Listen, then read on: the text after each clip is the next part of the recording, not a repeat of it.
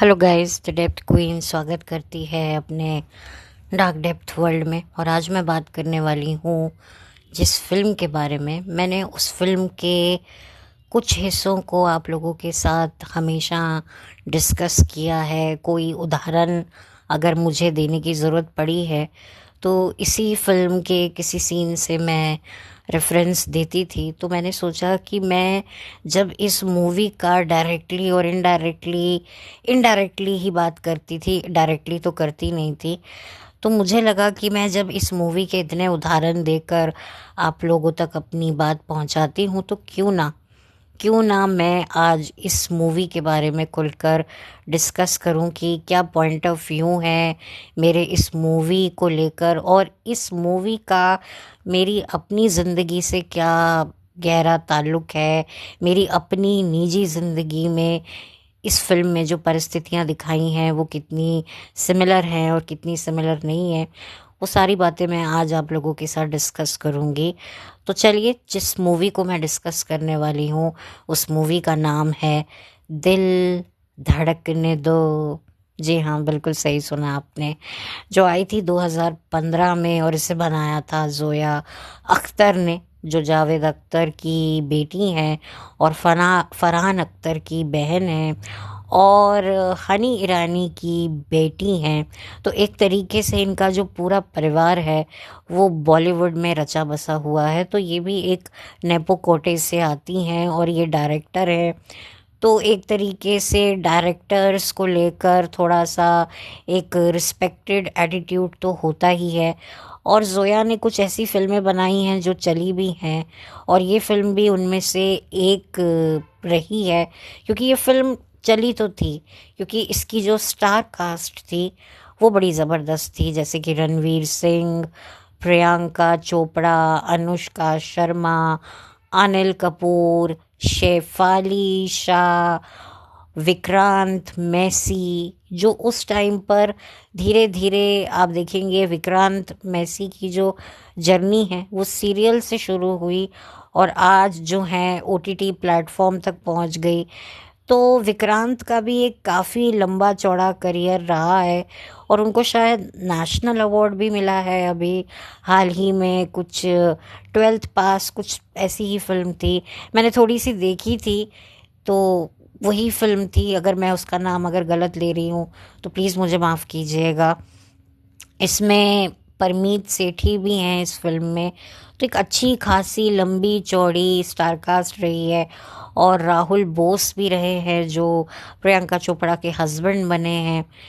तो एक तरीके से एक पेज थ्री फैमिली जो घर के अंदर कुछ और होती है, चार दीवारी के अंदर परिवार में कितनी खटास होती है, और जैसे ही ये फैमिली किसी पब्लिक प्लेस में जाती है तो कितना अलग से बिहेव करती है। एक तरीके से जो है बॉलीवुड में भी यही चीज़ें दिखाई जाती हैं कि जो हम साथ साथ हैं का ड्रामा करती हैं फैमिलीज़, लेकिन असल ज़िंदगी में कितनी डिफरेंट होती हैं, कितनी ज़्यादा वो अलग सोच वाली होती हैं। लेकिन क्योंकि उनका रुतबा इतना अच्छा होता है तो जिस वजह से उन्हें ये सब मेंटेन करना पड़ता है, जैसे कि बॉलीवुड स्टार्स करते हैं। और पेज थ्री जो फैमिलीज़ होती हैं, जो बहुत ही मतलब कहते हैं ना रिच अपर क्लास, अपर के भी अपर क्लास जो लोग होते हैं उनकी भी लाइफ ऐसी होती है। लेकिन मैं आपको बता दूं कि अपर मिडिल क्लास घरों में भी ऐसी ही मिलती जुलती घटनाएं होती हैं, जहां पर रिश्तेदारों को, आसपास के लोगों को लगता है कि भाई बहुत ही मतलब आप कह दो बहुत ही अच्छी परफेक्ट फैमिली है, लेकिन अंदर ही अंदर काफ़ी कुछ चीज़ें बिगड़ी हुई होती हैं।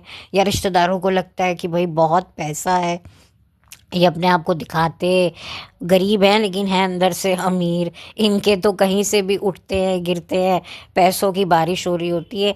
इनफैक्ट ऐसी आजकल रील्स भी बहुत मैं देख रही हूँ जहाँ पर लोग दिखाते हैं कि भाई रिश्तेदारों को लगता है कि हम तो मतलब एक तरीके से मुंह साफ करते हैं तो मुंह से पैसे गिर रहे हैं, कहीं बैठते हैं और उठते हैं तो पैसे पड़े हुए होते हैं, यानी कि इतने पैसों में ना आते हैं। तो बिल्कुल सही बात कही। तो ये अपर मिडिल क्लास फैमिली में भी ऐसी मिलती जुलती घटनाएं होती हैं जहाँ पर हाथी के दांत दिखाने के कुछ और खाने के कुछ होते हैं। अब मैं बात करूंगी इस फिल्म का और मेरे से क्या कनेक्शन है। मैंने इस फिल्म को क्यों कहा कि इस फिल्म का मेरे निजी जीवन में काफ़ी प्रभाव है, या आप कह लें कि कुछ सिचुएशंस मेरी ज़िंदगी से भी मैच करती हैं, क्योंकि इस फिल्म को देखने के बाद ही मेरे किसी करीबी ने ये फैसला कर लिया था कि उसे अपनी मैरिज में नहीं रहना।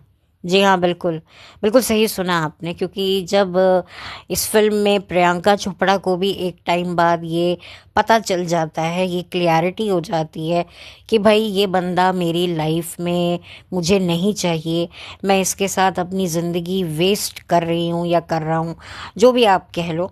तो यहाँ पर भी मतलब मेरे किसी करीबी ने इस फिल्म को देखने के बाद उसको भी क्लैरिटी हो गई थी कि मुझे ये लाइफ पार्टनर के साथ में नहीं रहना है, नो मैटर व्हाट। और काफ़ी प्रॉब्लम्स से उसको भी फेस करना पड़ा था, जैसे कि प्रियंका चोपड़ा को करना पड़ता है। देखिए, मैं बिल्कुल प्रियंका चोपड़ा की कुछ बातों से इस फिल्म में बहुत सहमत करती हूँ कि जो लड़कियां होती हैं, पहले के ज़माने में होता था कि एक लविंग केयरिंग और कमाने वाला पति मिल जाए, दैट्स इनफ। लेकिन अब थोड़ा सा लविंग केयरिंग के साथ साथ एक सबसे बड़ी बात होती है अंडरस्टैंडिंग।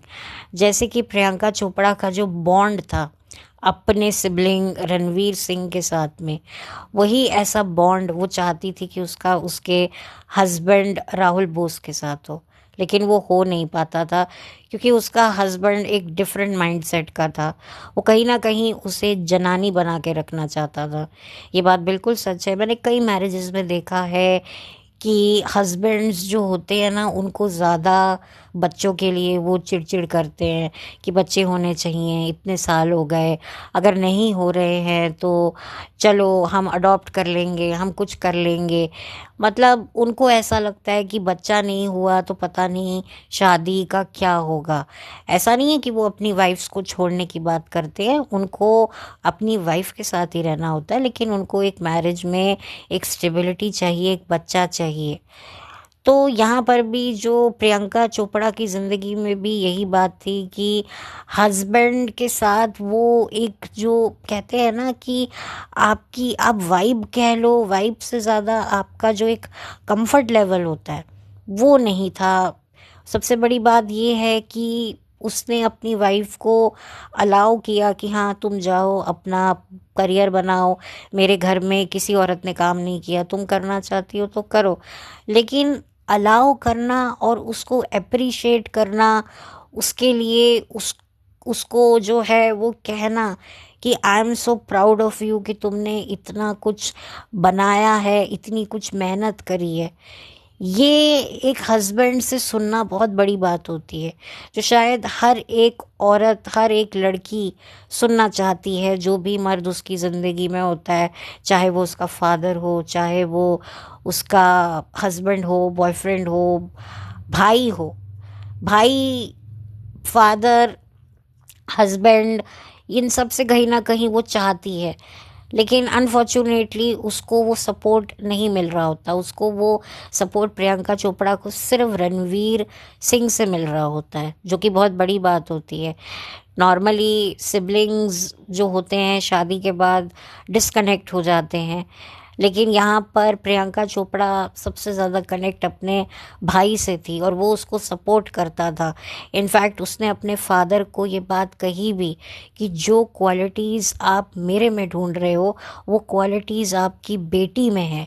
लेकिन फ़र्क ये है कि जो बेटी होती है उसके लिए ना, मैं एक बात आपको आज एक कड़वी बात बताती हूँ कि बेटियां इंटेलिजेंट हों, पढ़ी लिखी हों, कितना भी वो कुछ अचीव करें, एक फादर को या मदर कह लो, स्पेशली फादर को ना इतनी खुशी नहीं होती है, क्योंकि उनके माइंड में होता है कि बेटियां जो हैं वो पराए घर जाएंगी, वो जो भी करेंगी फिर अपने शौहर या अपने बच्चों के लिए करेंगी, हम उनको जो भी पढ़ा रहे हैं अपनी बेटियों को, वो ससुराल में जाकर उनके काम आएगा। उससे हमारा कोई लेना देना नहीं है। वही चीज़ इस फिल्म में भी आपको देखने को मिलती है कि प्रियंका इतनी काबिल होती है, इतनी इंटेलिजेंट होती है, बिजनेस रन कर रही होती है, लेकिन उसके फादर को कोई खुशी नहीं होती। उसको सिर्फ अपने बेटे को अपनी रियासत सौंपनी है। बेटी पराए घर की है, वो इस घर की नहीं है। ठीक है, बेटी को बुलाते हैं, खिलाते हैं, पिलाते हैं, जो भी है, लेकिन वो जो एक एक कसक होती है ना अपने बेटे के लिए कि मेरा बेटा मेरी कुर्सी संभाले, वो बेटियों के लिए कभी नहीं आती है। ठीक है, अगर बेटा नहीं है, सिर्फ बेटियां हैं, वो तो फिर आपके पास कोई ऑप्शन नहीं होता माँ बाप के बाद।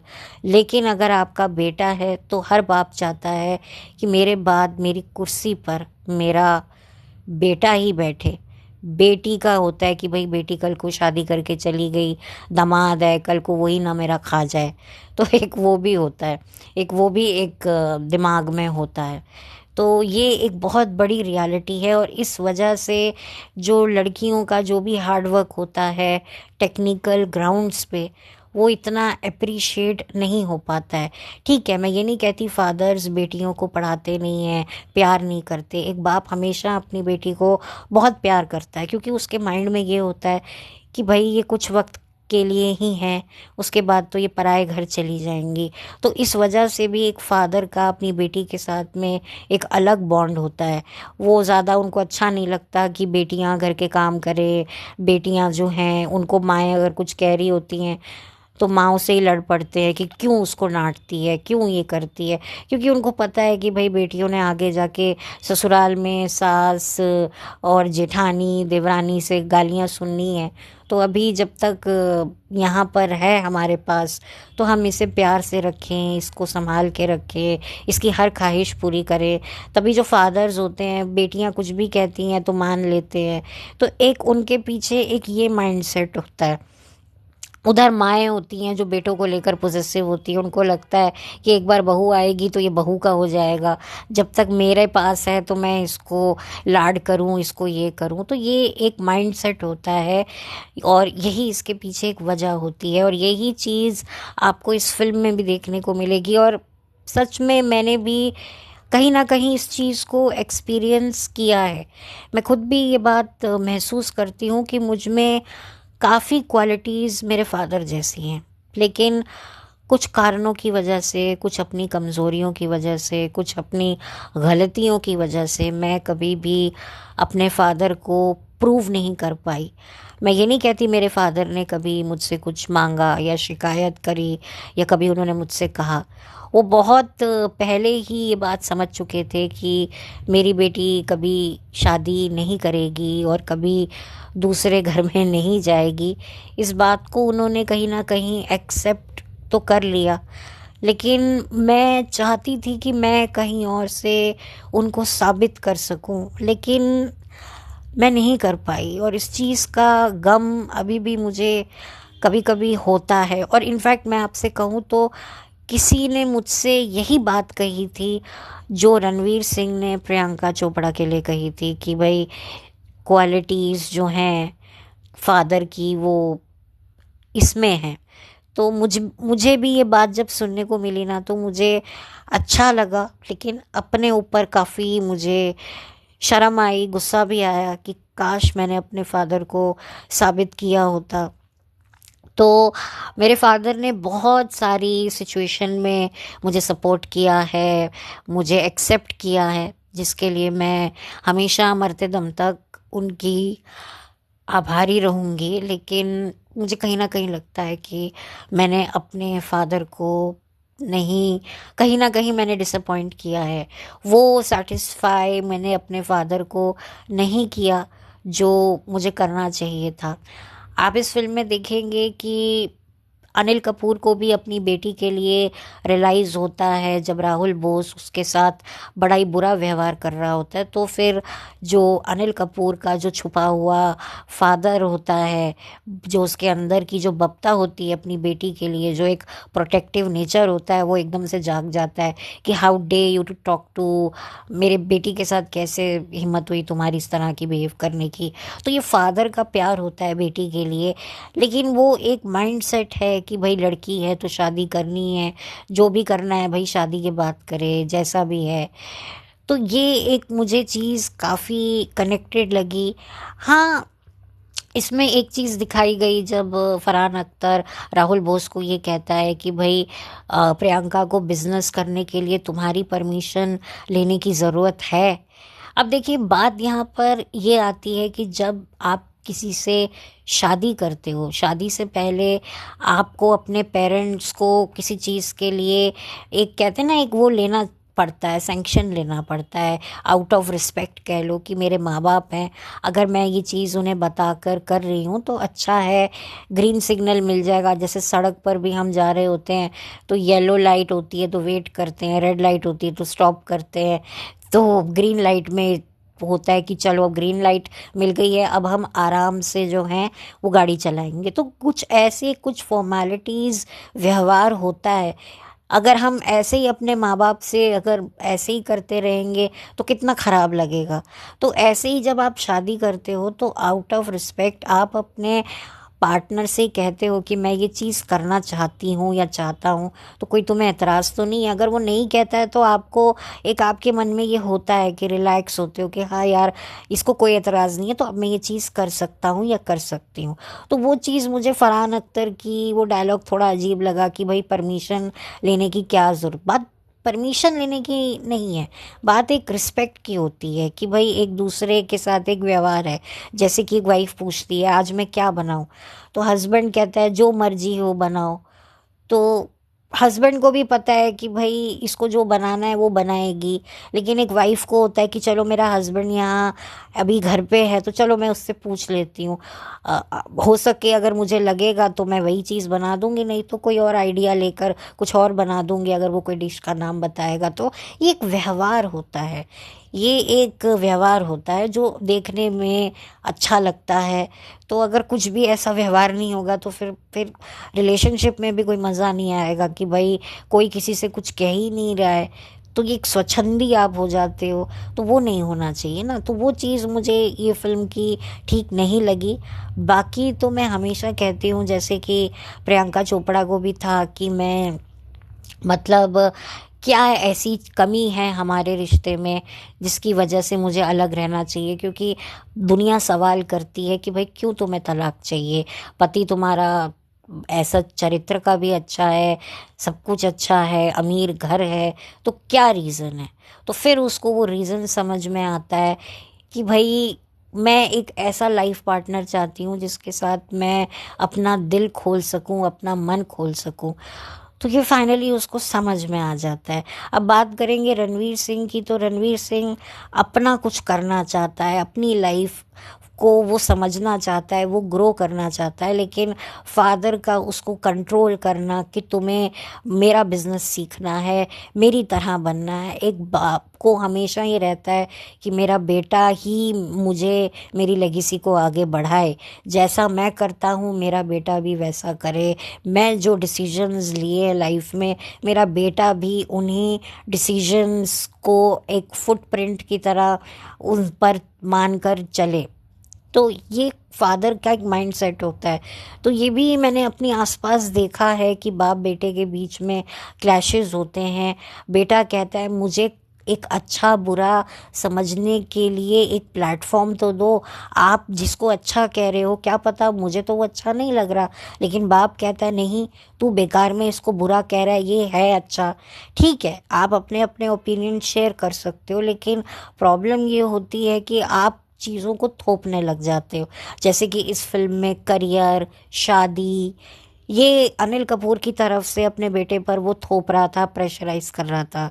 एक बिजनेस मैरिज जो आपको इस फिल्म में भी देखने को मिलेगी कि भाई मेरे बिजनेस में लॉस हो रहा है तो मेरा राइवल है, उसकी बेटी से अगर मैं अपने बेटे की शादी करा दूंगा तो दो फैमिलीज रिश्तेदार बन जाएंगी, तो एक सपोर्ट भी मिल जाएगा। जैसा कि होता है ये बड़ी बड़ी बिजनेस मैरिजेस कहते किसको हैं।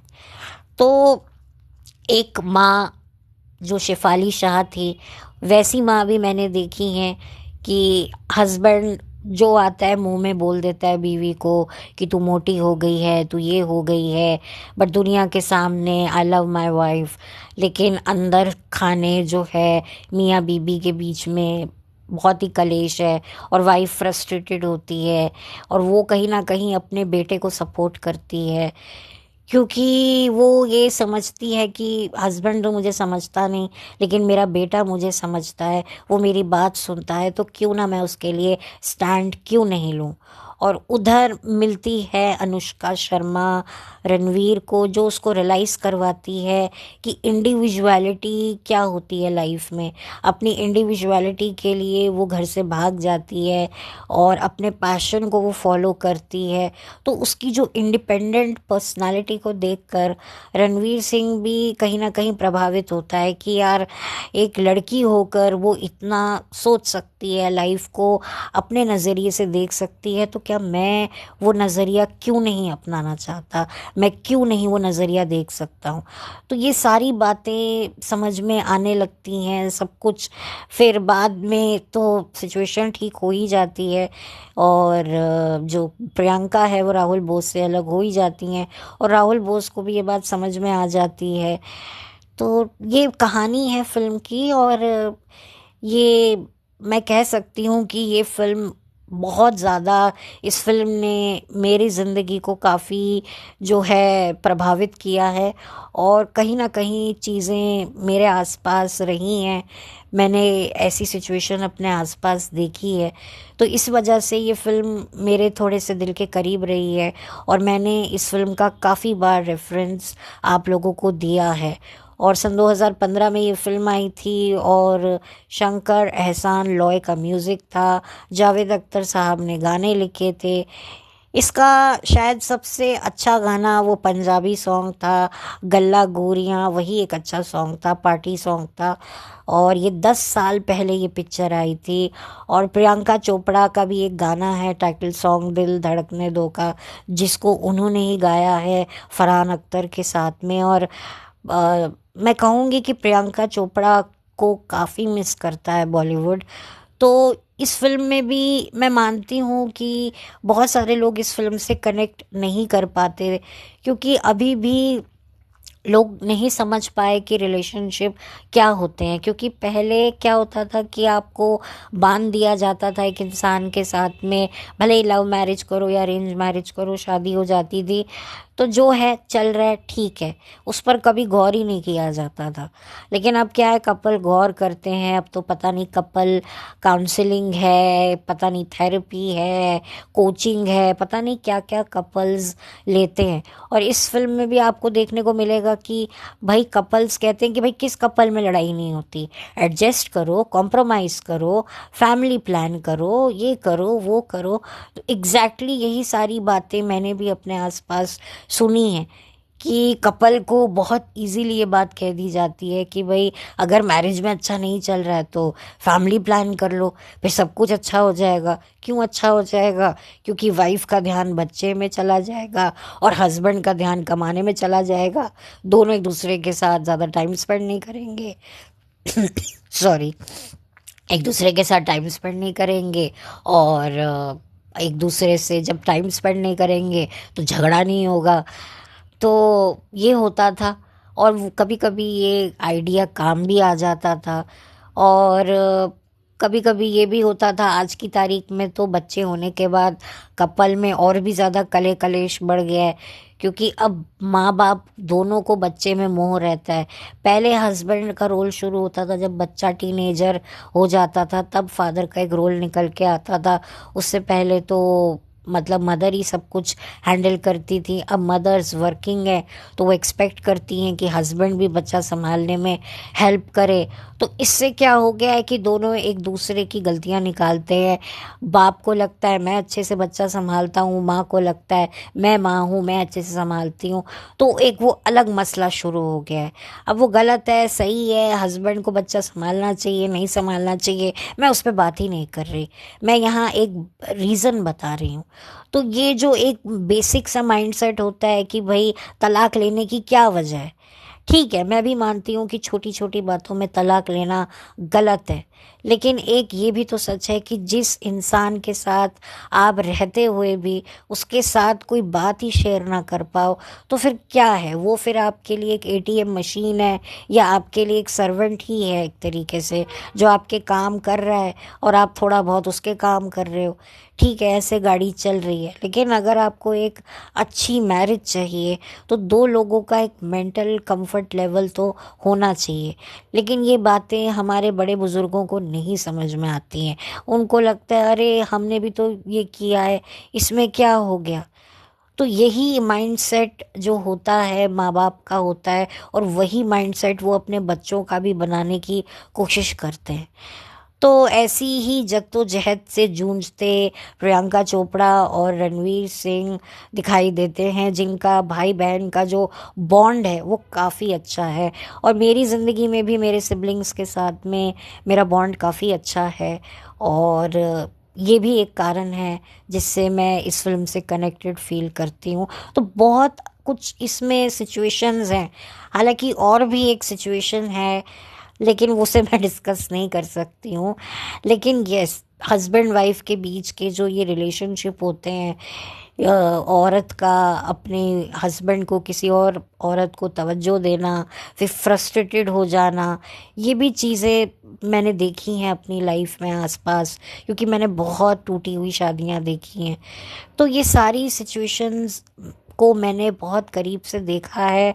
और साथ ही में इस फिल्म में देखकर मुझे उस वक्त ऐसा रियलाइज़ नहीं हुआ था कि ये फिल्म तो मेरे ही आसपास के लोगों के लिए लिखी गई है। लेकिन अब 10 साल बाद जब मैं इस फिल्म को देखती हूँ तो काफ़ी कुछ सिमिलैरिटीज़ इस फिल्म से मुझे नज़र आती है। तो बस मुझे ये कहना था आप लोगों से। और बहुत टाइम से मेरे को, मैं इस फिल्म का जब रेफरेंस दे ही रही थी तो आज मुझे ध्यान आया कि क्यों ना मैं इस फिल्म के बारे में फुल फ्लेज्ड बात करूं। तो बस ज़्यादा कुछ और मेरे पास है नहीं। और अच्छा है। और जो सास का जो रोल किया था, मतलब जो अपनी हर वक्त बीमारी बताती रहती हैं, वो भी मुझे काफ़ी अच्छा लगा, क्योंकि सासें ऐसी भी होती हैं जहाँ बैठती हैं अपना दर्द पुराण खोल कर बैठ जाती हैं, मुझे यहाँ तकलीफ़ है वहाँ तकलीफ़ है। जो प्रियंका चोपड़ा की मदर इन लॉ बनी है, और कैसे सिचुएशन, मतलब वाकई काफ़ी, मतलब लगता है कि जो राइटर्स हैं, क्रिएटिव्स हैं, उनका विज़न काफ़ी सही गया है। क्योंकि ऐसी मैंने मेंटालिटी वाली औरतें देखी हैं जो अपनी बहुओं के किसी भी चीज़ से खुश नहीं होती हैं। बहू काम करती हैं, ऑफिस जाती हैं, तो उनके कलेजे में आग लगती है कि भाई हमने भी तो जॉब वगैरह छोड़ दी, हमने तो सिर्फ घर देखा, बच्चा देखा, पति देखा, संसार देखा। आजकल की लड़कियों को पता नहीं क्या देखना है बाहर। तो ये भी होता है जिसकी वजह से वो थोड़ा सा टॉन्ट भी मार देती हैं, और बहुओं को नीचा भी दिखाती हैं। शायद कहीं ना कहीं वो जेलसी भी होती है। बहुत कुछ होता है जो सासों को भी फील होता है। शायद मैं भी समझती हूँ कि वो सासें जो घर में ही रही हैं, जो कहीं बाहर नहीं निकली हैं, उनके लिए ये सब देखना अलग ही होता है कि बहू तैयार व्यार होकर ऑफिस जा रही है और बेटा बेचारा वेट कर रहा है कि बहू आई नहीं है। और यहाँ पर तो हम अपने पतियों का वेट किया करती थी कि पति आएगा, नहा धोएगा, तभी हम उसको खाना खिलाएंगी फिर खाएंगी। तो अब देखो ज़माना कितना बदल गया, अब मेरा बेटा भूखा बैठा हुआ है। तो ये सब कंपैरिजन मदर इन लॉज करती हैं, और घर में कैसे कलेश होता है। तो काफ़ी सिचुएशन मुझे सिमिलर लगी जो मैंने अपने आसपास देखी। तो ओवरऑल ये फिल्म यूट्यूब पर तो अवेलेबल नहीं है, OTT प्लेटफॉर्म पे अवेलेबल हो सकती है, अमेज़ॉन प्राइम पे अवेलेबल हो सकती है, तो आप देखिएगा। फिल्म ज़बरदस्त है, एक एक किरदार काफ़ी अच्छा है और एंटरटेनिंग फिल्म है। यस, थोड़ी सी अनकंफर्टेबल करने वाले सीन्स भी हैं, तो वो आप आगे कर सकते हैं। तो मैंने तो ये फ़िल्म देखी थी और मुझे बुरी तो ये फ़िल्म बिल्कुल नहीं लगी थी, अच्छी ही लगी थी। तो बस इसी के साथ अब मैं चलती हूँ और काफ़ी सारे इसमें जो पॉइंट्स हैं मैं काफ़ी पहले भी क्लियर कर चुकी हूँ और अभी भी क्लियर करती हूँ कि किस तरीके का एक लाइफ पार्टनर होना चाहिए जो हमारे एफर्ट्स की कद्र करे।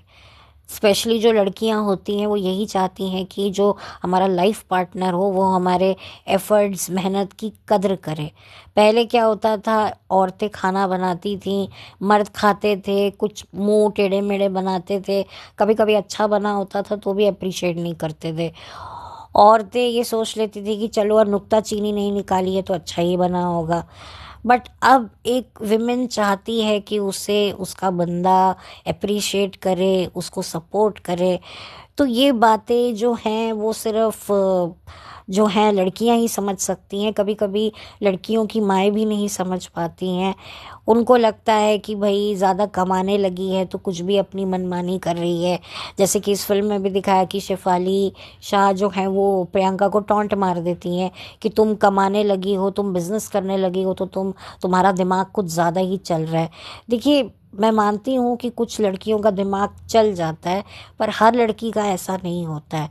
लेकिन क्या होता है कि ये जज करना होता है कि तुम ये करने लगी हो तो तुम अपने आप को बहुत कुछ समझने लगी हो। ये तो वही वाली बात हुई ना कि भाई बच्चे कमाने लगे हैं तो वो अपनी मनमानी करेंगे, बच्चे दूर रहते हैं तो अब उनको माँ बाप के पास आना अच्छा नहीं लगता, उनको आज़ादी पसंद है, ये है वो है। तो ये जजमेंट्स घर वाले ही देते हैं, बाहर वाले तो बाद में देते हैं पर एक घर वाले ही देते हैं। और ये जजमेंट्स बड़े डिफ़िकल्ट होते हैं अपने घर वालों से सुनना। तो खैर, ये फिल्म की कहानी जितना भी आप डिस्कस करो कम है। और बस अब इससे ज़्यादा तो और मैं क्या बोलूँ, बहुत कुछ बोल चुकी हूँ और पहले भी और अभी भी। तो बस मैं चाहूँगी कि जिसने ये फ़िल्म देखी है मुझे ज़रूर बताएं उनका क्या पॉइंट ऑफ व्यू है इस फिल्म को लेकर। और जो मतलब जिन्होंने नहीं देखी है तो वो देखना चाहते हैं तो ज़रूर देखिए। और अगर आप मेरे चैनल पर नए हैं तो सब्सक्राइब कीजिए, वीडियो को लाइक कीजिए। अगर ये वीडियो आपको किसी और के साथ शेयर करनी है तो ज़रूर कीजिए, मुझे कोई एतराज़ नहीं है। तो बस इसी के साथ चलती हूँ, लौट कर मिलती हूँ। Have a blessed day. और कभी कभी मैं थोड़ी इमोशनल हो जाती हूँ क्योंकि मामला जब थोड़ा पर्सनल होता है ना तो फिर मैं भी थोड़े पर्सनल जोन में चली जाती हूँ। क्या करूँ मैं, मतलब ज़्यादा ठीक है, कभी फिर बात करूँगी अपने बारे में। लेकिन अभी जितना भी मैंने बातें करी हैं तो आई होप आपको कुछ माइंड नहीं हुआ होगा, बुरा नहीं लगा होगा कि डेप्थ क्वीन ऐसे कैसे बात कर रही है, ऐसा इमोशनल। क्योंकि हो जाता है कभी कभी, इंसान नहीं कर पाता है किसी से। तो यहाँ पर आकर मेरा मकसद एक ये भी होता है कि मैं अपने दिल की बात शेयर करूँ, जो मैं कहीं नहीं कर पाती वो मैं यहाँ शेयर करूँ। तो इस वजह से कभी अगर मैं आपको थोड़ा सा आपको लगा हो कि डेप्थ क्वीन भावुक हो गई है तो प्लीज़ सॉरी। बट ठीक है, ये भी होता है। क्योंकि कोई चीज़ बड़े जो दिल से जुड़ी हुई होती है ना, जब उसके बारे में बात करते हैं तो इंसान इमोशनल हो ही जाता है। तो इसी के साथ बहुत जल्दी मिलूँगी आपसे एक नए वीडियो के साथ। तब तक के लिए have a blessed day. Thank you so much.